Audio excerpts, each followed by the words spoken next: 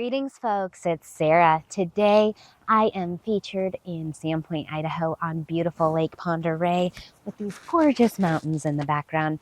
Today, I'm going to do a product overview for you guys between the Elmira and the Roby Gemini.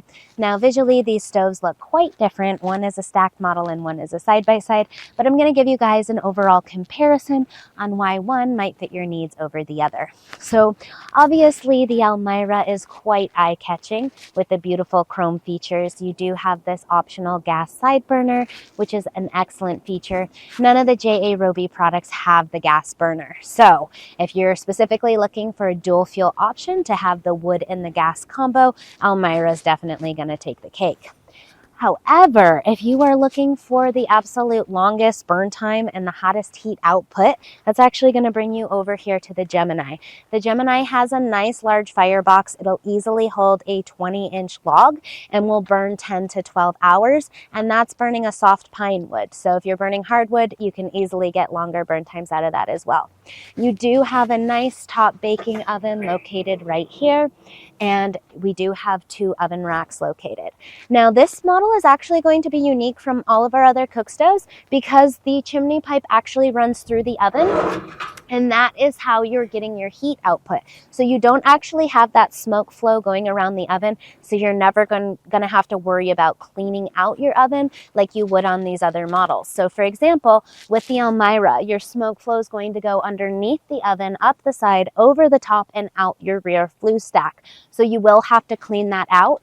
On the Elmira, you do have 3 easily removable lids, so it's very easy to get in there with a shop vac and clean it out, but it is one more thing to deal with during maintenance. Secondly, the Roby Gemini is going to be an EPA approved stove, while the Elmira is still falling under the EPA exempt category. Now, since we don't need the EPA requirement unless your county specifically may require it, one feature that's really nice about it is because it's EPA certified, we do have the ability to add in that convection room blower, and that is an additional option.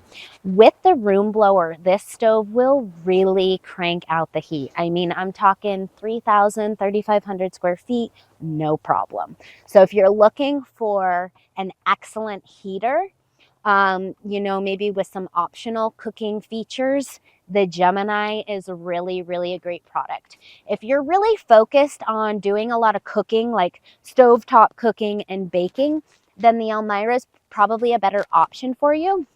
With the Elmira, you are going to get a variety of cooktop temperatures.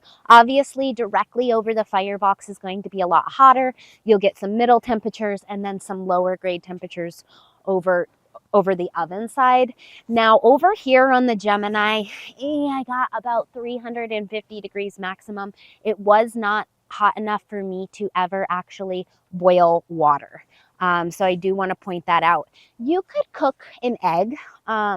I like my eggs cooked really low, so for me, I could easily cook an egg on top of this, but for the majority of your cooking, you actually would be doing that inside the oven. Now, personally, I do a ton of things inside the oven, like soups, and you can do chilies and stews and all of that kind of stuff that you might traditionally think to slow cook on the stovetop, you could do in a nice Dutch oven.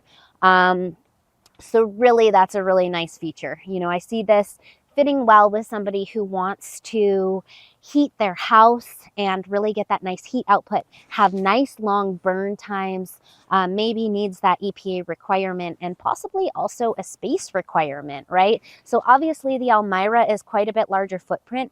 This is the 42 model because it's shown with the gas side burner. So your total side to side is 40, I think 42 or possibly 48, but I think it's 42 inches. And then from here to here, no, it's 48 for sure, because this is a foot.